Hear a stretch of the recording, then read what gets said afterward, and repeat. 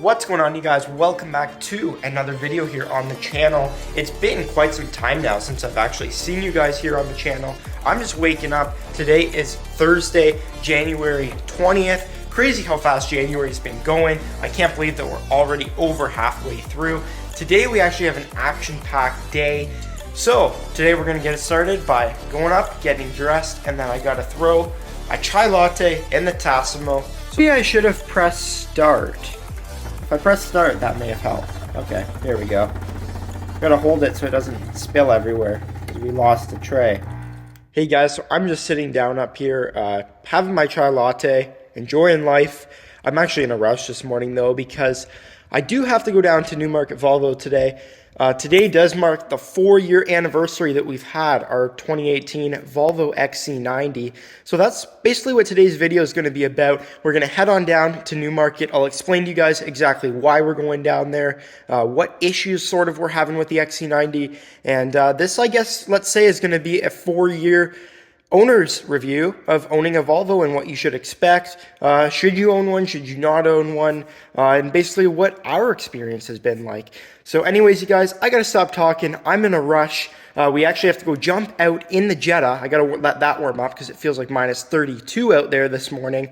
So we gotta go out there, do that, and then we gotta go pick the Volvo up from my mom, who's currently got that at work. We got to switch cars, and then we got to jump on the 400, and we got to go down to Newmarket.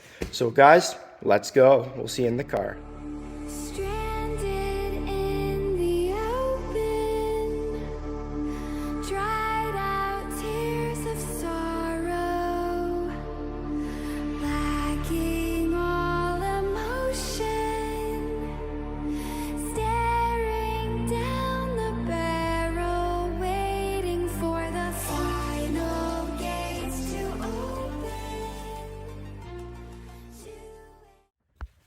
Okay, guys, so today marks the 1 week, I guess, anniversary since we've been down at Newmarket Volvo in Newmarket, Ontario, Canada with the Volvo XC90. I didn't actually get to record going down to Newmarket that day because it was absolutely hectic. As I was driving down the highway, I ran into construction, and then as I keep going, I'm like, holy crap, I'm running really late. My appointment was at 10 a.m., like you guys already knew. And I didn't think I was going to make it there on time. I was crazy stressed because my locks in the Volkswagen froze. And just in general, it was a really, really stressful trip down. And then I ended up spending about 3 hours in the dealership that day.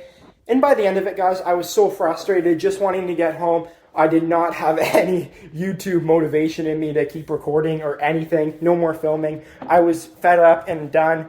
But anyways, guys, we are back here about a week later. And today I'm just going to give you guys sort of the verdict on what's happening with the XC90.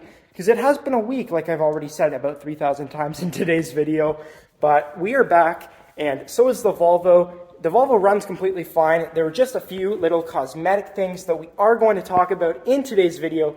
So let's go ahead and I'll explain those to you guys right now. Okay, you guys, so you guys might think that some of these issues here that I am going to explain are maybe some stupid issues, but I'm the kind of person that always wants my vehicles to be perfect. They have to be 100% or else there's no point driving them, in my opinion, especially when you pay a pretty hefty monthly payment to own a Volvo. I guess it's not as much as, like, say you own like a Lamborghini or something, but it's still expensive, and pretty much I like to stay on top of everything. So the first thing I took the Volvo down there for was just basically an overall check over before 80,000 kilometers, make sure everything was completely fine with the vehicle. It's running fine and everything, but just want to be safe with everything, make sure everything's good to go after 80,000 kilometers, because once you hit 80,000 kilometers, I'll do the miles conversion right there in a second. But pretty much we'd want to take it down there to be safe, check everything over. And the one main reason I took it down is because I noticed a bubble in the dash right over top of the airbag, which ended up turning out to be completely normal. So that's a good thing, because ripping out a whole dash, I don't think it would ever be the same again, because you have to take everything apart. And yeah, it's a total nightmare, and that's exactly what service told me too.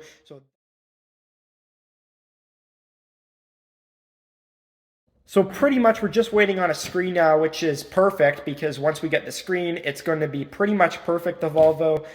There was a little crack in the leather that I wanted them to look at, and they're going to fix that too. So the next thing I took it down there for, besides the infotainment screen, was actually the trailer hitch tow package, as we purchased that when we got the Volvo. And that's a really nice package to have. The Volvo can tow around 5,500 pounds, which is great. I don't know if I'm exactly correct on the numbers. Don't judge me if I'm wrong, but if you guys do know, write that down below. I will check after this video. I'll throw it in there. But the trailer hitch tow package seemed to be beeping in the back end whenever you'd be driving, no radio on. You just hear this constant beeping that would just come and go. Like some days you wouldn't hear it, some days you would. I haven't heard it in over a week since Volvo scanned it, and I don't know what else they did. They couldn't find a code for it, but they had reset the computers, given it a software update, and everything seems completely fine since then.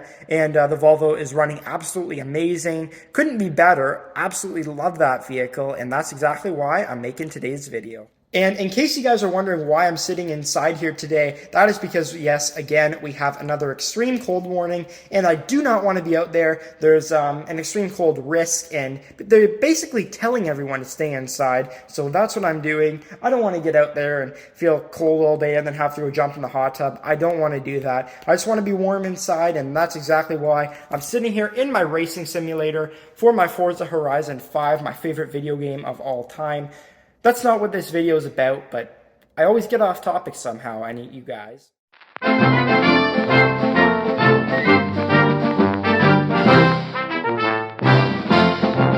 Okay, you guys, so let's talk about the Volvo from July 16th, 2018, when we first took delivery of our first Volvo vehicle ever at Newmarket Volvo. The dealership was absolutely fantastic. Love that dealership. I've given them a 5-star Google review for their amazing service. I don't tend to take the Volvo down there for oil changes and service, but my main reason about doing that is just because yes, it's very expensive, and number two, I love doing stuff on my own, so pretty much I'll run a Canadian Tire, buy the possible best oil I can, and I think the Volvo takes like a Castrol full synthetic, so that's what I do.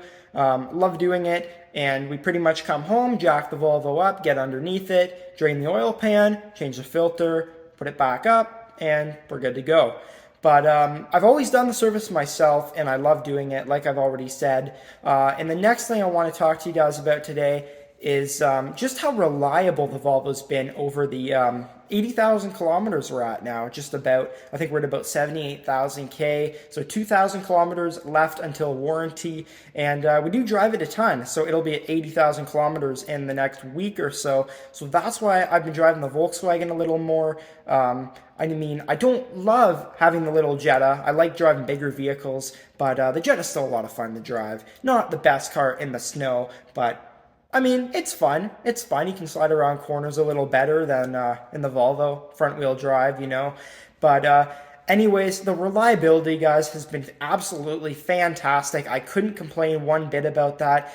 We had a few like little issues at the beginning with like the brakes. They'd constantly squeak, and the calipers kept seizing up. But after we had them fixed at Newmarket Volvo, that was all under warranty because they were having issues with other ones. So once we got that fixed, that was completely fine. No real like any check engine lights. We've had a few, but they were just like weird ones. Like I think the biggest issue we had, I'm trying to recall here, was that one day I was actually getting gas. My mom and I were, and we were at Costco. And the thing on the gas, it just kept pumping, and eventually it came pouring out the side, which that can be expensive too, because you can have environmental fees. But anyways, all you have to do at that point is you just throw some sand down or whatever the gas station has, and pretty much you're good to go. It sucked though because we were going on a road trip and we had to run down to Volvo, have them look at that, and that's about 45 minutes south of us, and we were supposed to be going north to Elliott Lake, Ontario, which is about 5 hours here from Springwater where we are. So that was a little bit of a hiccup, but everything got fixed. I'm glad that that part happened under warranty because that would have sucked if it wasn't. But anyways, guys, it's been really, really reliable. I can't complain one bit.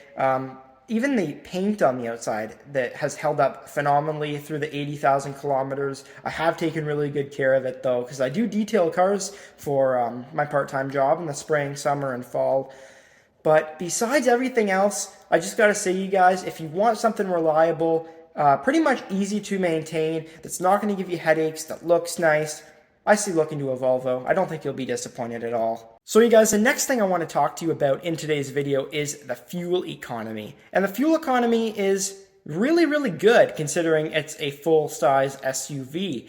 But the one downside is it does take 91 premium fuel. So that can definitely get a little expensive. I'm going to throw a little clip up here of an image I took from the gas station a few days ago, because it was very, very expensive to fill in Canadian dollars. I was pretty surprised because I've never seen the Volvo come to that amount of money before. And I mean, I guess that's what comes with owning a vehicle. You got to go to the gas station, but still, for like a 71 liter tank to put $111 in, that's a lot of money. And it really is, like, especially when some people are making minimum wage. Like $111 to fill a vehicle. Like, the gas prices have gotten completely stupid. And whoever watching today's video lives in Europe, lucky you guys, because you guys get the mild hybrid diesels, and I wish that they had those here, but unfortunately in Canada, you can only get the gas supercharged and or turbocharged engines. We have the supercharged and turbocharged 2-liter 4-cylinder engine in ours, and that is the T6 trim. They have a T5, T6, and a T8. The T8 has a partial hybrid and smaller battery, and I think it only gets up to like 30 kilometers of electric range, but still better than nothing. I mean, you still get the green vehicle plates here in Ontario and everything. So you guys, the trailer tow package is absolutely phenomenal to have on the Volvo XC90. It tows amazing, whether you have a boat behind it, Sea-Doos, small trailer, small travel trailer, really anything. Like, it tows amazing. It doesn't even feel it behind you. It might suck the gas mileage a little more on that end of things, but it's nothing like too drastic, or else we wouldn't even be towing with it, because my parents are pretty much very conservative when it comes to gas. They don't like to spend tons and tons and tons of money at the gas station, and that is the reason why we don't have a big Yukon or Escalade, because I can only imagine how much fuel those 6.2 liter naturally aspirated V8s would take. I know that's a lot of words all there at once, but it's pretty much a very fuel efficient vehicle. Even with towing, it's nothing too drastic. Yeah, you might spend a little bit more on gas, but overall it's totally fine, and it's pretty much probably what you'd expect it to be.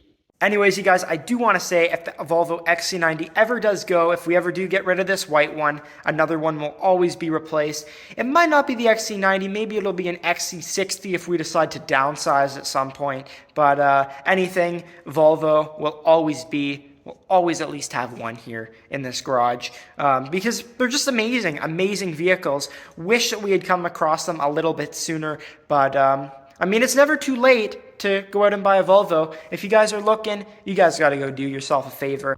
Anyways, you guys, I just want to say thank you to all of you who stopped by today's video, and hopefully that you guys found this video helpful, and hopefully it'll give you guys a positive influence on your decision if you guys plan on buying a Volvo in the near future. Let me know if you guys have any questions down below in the description, in the comment section, and I will try and get back and respond to you guys as soon as possible. But I do want to say once again, you guys, thanks for stopping by today's video, and if you guys are stopping by for the first time and you haven't already subscribed, be sure to go ahead and smash that subscribe button, and we'll catch you guys again soon in the next one. And if you guys have any other video suggestions that you want done on the Volvo XC90, be sure to leave a comment. You can leave that in the About section of the channel and just the community contributor section, or you can just leave that in the comment on this video, wherever you guys want. Let me know what you guys want to see, and I'll make it happen.